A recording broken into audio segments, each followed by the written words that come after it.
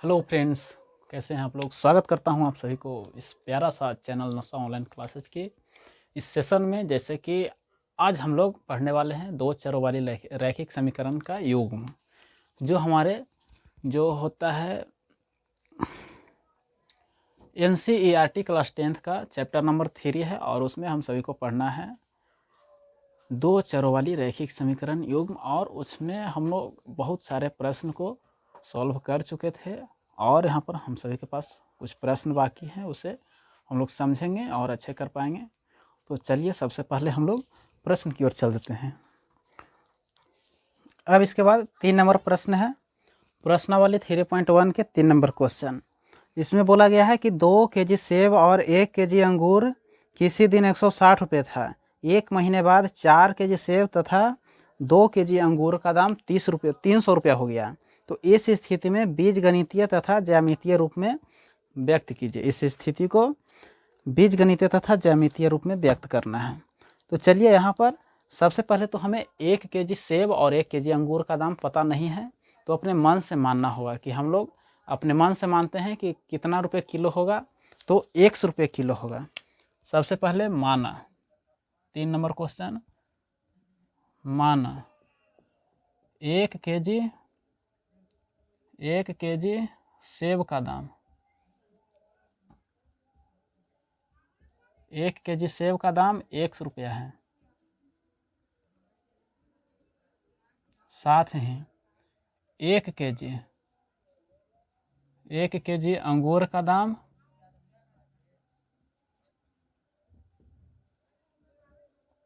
22 रुपया है।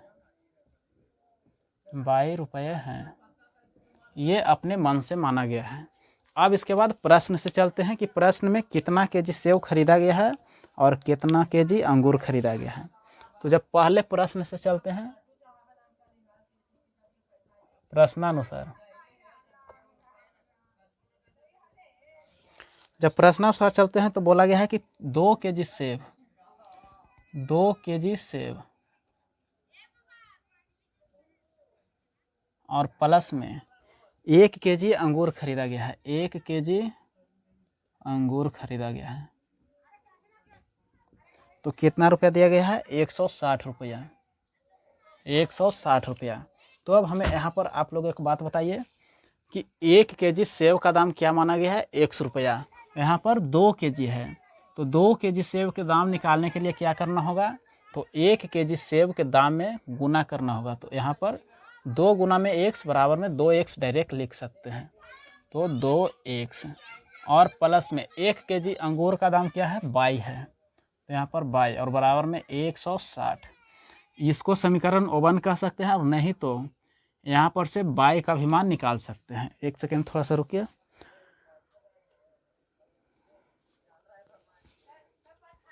यहाँ पर 22 बराबर में 160 माइनस में 2x बराबर, यह समीकरण 1 मान सकते हैं। अब इसके बाद पुनः प्रश्न से चल देते हैं। पुनः प्रश्न से या पुनः प्रश्नानुसार।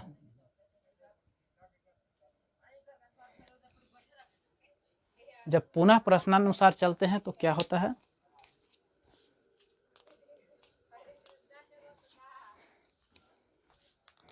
जब पुनः प्रश्नानुसार, या तो हम कह सकते हैं कि जब पुनः 1 महीना बाद उसी बाजार में गए थे तो 4 kg सेब और प्लस में 4 kg सेब और प्लस में 2 kg अंगूर इतना खरीदे थे, तो हमें 300 रुपया देना पड़ा। यानी कि 4 kg सेब और 2 kg अंगूर का दाम 300 रुपया देना पड़ा। 1 kg अंगूर का दाम कितना है? 1 kg अंगूर का 22 है और 1 kg सेब का दाम 100 है, तो यहाँ पर सेब के स्थान पर 100 और 4 kg है तो 4 से गुना करना पड़ेगा। और प्लस 2 kg अंगूर का दाम, यानी कि 2 kg अंगूर का दाम 22 है, 1 किलो का 22 है, बराबर में 300। यहाँ पर 2/22 डायरेक्ट भी लिख सकते हैं। यहाँ पर से देखिए 2 इसमें भी है और 2 इसमें भी है, तो दोनों में से 2 को कॉमन ले सकते हैं, तो 2x और प्लस में बाई बराबर में 300।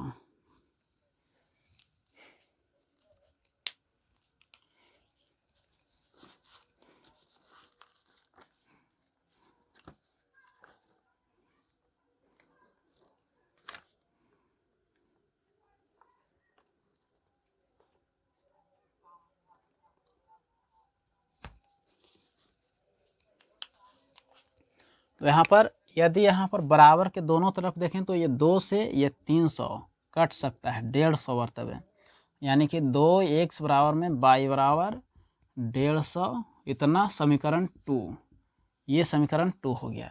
यहाँ पर इससे आगे भी और जा सकते हैं, तो आगे क्या, y बराबर यहाँ पर 150 में से 2x को घटाना है, 2x, और ये समीकरण 2 हो गया। अब इसके बाद क्या करना है, फिर से वही प्रक्रिया करना है कि सारणी हम सभी को बनाना होगा और सारणी के अनुसार x और y का मान अपने मन से रखना होगा। तो चलिए x और y का मान अपने मन से रखते हैं। ये समीकरण 1 का सारणी और ये समीकरण 2 का सारणी, यहाँ पर x रहेगा और यहाँ पर y, यहाँ x और यहाँ y।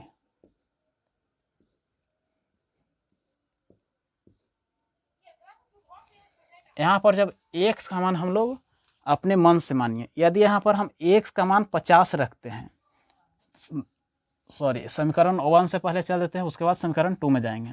समीकरण 1 में यदि y बराबर लिखा गया है 160 माइनस में 2y, तो इसे y के स्थान पर क्या रखना है, y को फिर अधिकतम गुणांक को रखना है, तभी हम लोग सही तरीके से बना सकेंगे ग्राफ। तो यहाँ पर चलिए y का मान सबसे पहले 100 रख कर देखते हैं, 100 नहीं उससे भी छोटा रखते हैं, जैसे कि यहाँ पर 50 रख देते हैं, तो 50 गुना में 2 और प्लस में 160, प्लस नहीं है माइनस है, 50 में जब 2 से गुना करते हैं तो 100 आ जाएगा, यानी कि 160 में से 100 घटाएंगे तो हमारे पास 60 आ जाएगा। तो जब हमने यहाँ पर 50 रखा y का मान, 50 रखा y का मान, तो x का मान क्या आया है, सॉरी यहाँ पर x है, x और x का मान 50 रखा गया है, x का मान 50, तो y का मान क्या है 60। इसी प्रकार से अब दूसरा मान फिर से चेंज करके रखना है, तो इस बार क्या रखना होगा, इस बार 60 रख कर देखते हैं। तो 60 रखने के बाद क्या आता है, x का मान यहाँ पर 60 रखते हैं, तो x 60 गुना में 2 और माइनस में 160, 60 में जब 2 से गुना करते हैं तो 120 और माइनस में 160, 160 में से 120 को घटाएंगे तो 40 आता है, और ये जो आया है y का मान आया है, x का मान 60 रखने पर, x का मान 60 रखने पर y का मान 40 आता है, और हमें सिर्फ 2 ही इसका शून्यक चाहिए, उसके बाद हम लोग समीकरण बना पाएंगे। अब इसके बाद दूसरा मान लेते हैं समीकरण 2 के अनुसार। तो इसके लिए समीकरण 2 में क्या है, y बराबर 150 और माइनस में 2x, यहाँ पर क्या रखेंगे, अब यहाँ पर थोड़ा सा x का मान फिर से वही रख कर देखते हैं, जैसे कि यहाँ पर 30 रखते हैं, जब 30 रखते हैं तो यहाँ पर 60 हो जाएगा, और 60 को 150 में से घटाएंगे तो थोड़ा सा ज़्यादा आ जाएगा। ऐसा मत रखिए कि कम आए तो ज़्यादा आसान हो जाएगा। यहाँ पर पहले 50 रख के देखते हैं, 50 गुना में 2 और माइनस में 150, 50 दूनी के 100 माइनस में 150, जब 150 में से 100 को घटाएंगे तो यहाँ पर 50 आएगा, यानी कि x का मान जब 50 रखते हैं तो y का मान भी 50 आता है, दोनों का 50 50। और यहाँ पर फिर से मान चेंज करके रखना है,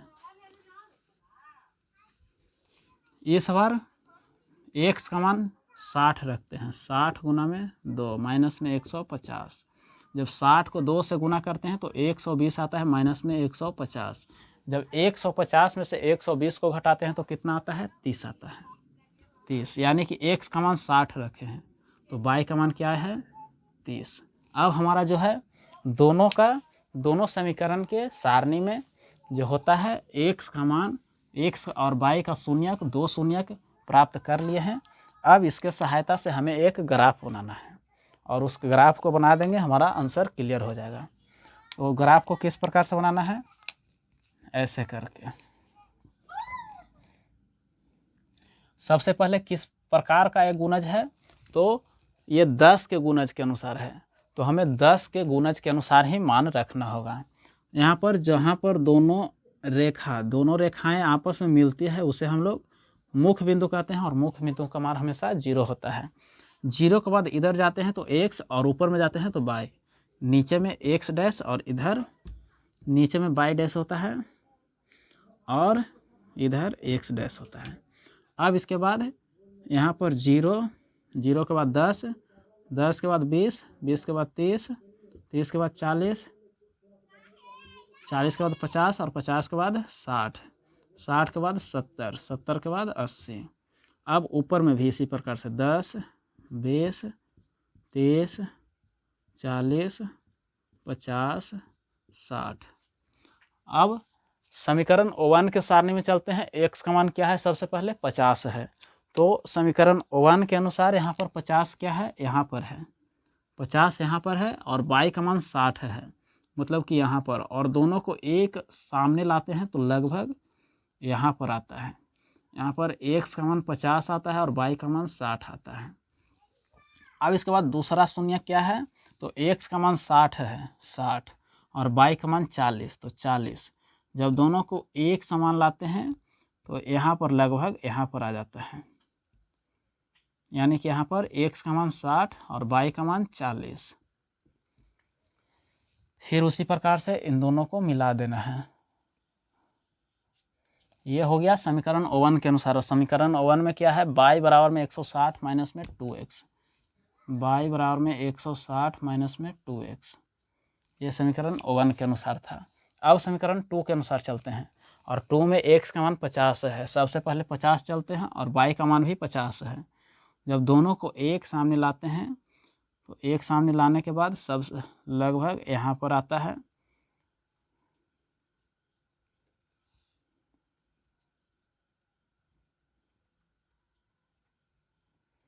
यहाँ पर। अब दूसरा शून्य के अनुसार चलते हैं।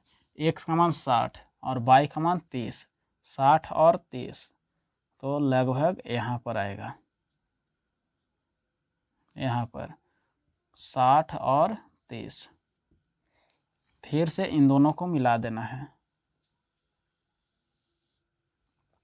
ये समीकरण 2 के अनुसार आया था, यानी कि y बराबर में 150 माइनस में x, 2x। और इस प्रकार से हमारा जो है प्रश्न संख्या 13 भी खत्म हो गया। तो चलिए एक बार फिर से इस प्रश्न को समझ लेते हैं कि किस प्रकार से था, क्योंकि इस कारण से कि बनाने में थोड़ा सा टाइम लगता है और टाइम के अनुसार समझते समझते बोर होने लगते हैं। तो चलिए इसमें प्रश्न जो था कि 2 केजी सेब और 1 केजी अंगूर का मूल्य किसी दिन 160 रुपया था।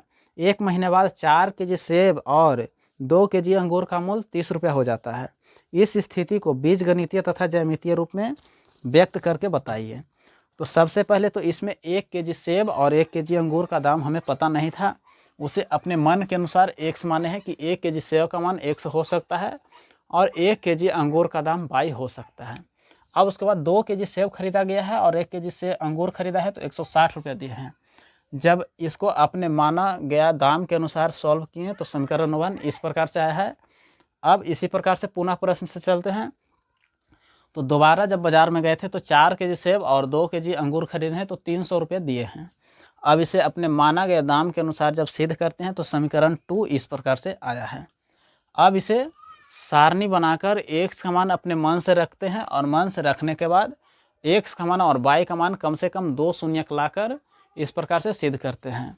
अब इसी प्रकार से समीकरण 2 में भी x और y का मान अपने मन से मानकर इस प्रकार से रखते हैं। आप लोग शून्यक भी निकाल सकते हैं, ऐसे भी करके डायरेक्ट भी उस प्रकार से भी बना सकते हैं, और इस प्रकार से इसका ग्राफ बन जाता है। तो आशा करते हैं कि ऐसे प्रश्न में आप सभी को अब दिक्कत नहीं होगा, क्योंकि सभी जो टीचर होते हैं ग्राफ को सबसे लास्ट में बताते हैं, और हमने यहाँ पर सबसे पहले ही बता दिया है। तो आप लोग सही तरीके से इसे अब रिवीजन कीजिए और अपने तैयारी को सही तरीके से कीजिए। और सबसे लास्ट में एक बात कह देते हैं कि वीडियो को पूरा देखने के बाद सबसे लास्ट में आप चैनल को सब्सक्राइब कर लीजिए, ज़्यादा पसंद आए तो लाइक कर दीजिए, और थोड़ा सा कमेंट कर दीजिए कि इस प्रश्न को हमें समझ में नहीं आया है, उसको फिर से समझाइए, तो उसे फिर से समझाने का प्रयास करेंगे। और एक बात यहाँ पर आप सभी को इस वीडियो के डिस्क्रिप्शन में जाइएगा तो एक व्हाट्सअप ग्रुप का लिंक मिलेगा, व्हाट्सअप ग्रुप का लिंक मिलेगा, या तो स्कैनर भी मिल सकता है। तो उस पर जल्दी से जाकर क्लिक कीजिए। वहाँ पर आप सभी को जैसे ही वीडियो अपलोड किया जाएगा, या तो इस माध्यम से पहुँच जाए कि ऑल किए हुए रहेगा तो डायरेक्ट चला जाएगा, और नहीं तो इस ग्रुप में हम यहाँ पर भेज देंगे। और ना भी ग्रुप में जोड़ने आए तो आप सभी को एक नंबर दे देते हैं। नंबर क्या है, इस प्रकार से 75 46 08 53 26, ये नंबर है। आप लोग इस नंबर पर भी जाकर आप लोग मैसेज कीजिए, आपको ऐड कर लिया जाएगा। और जो भी प्रश्न आप सभी को सॉल्व करने में दिक्कत आए, प्रॉब्लम आए, तो आप लोग हमें उस नंबर पर संपर्क कर सकते हैं, ताकि आप सभी को सही तरीके से बताया जाए और आप लोग समझ पाएँ। तो चलिए मिलते हैं अगले वीडियो में।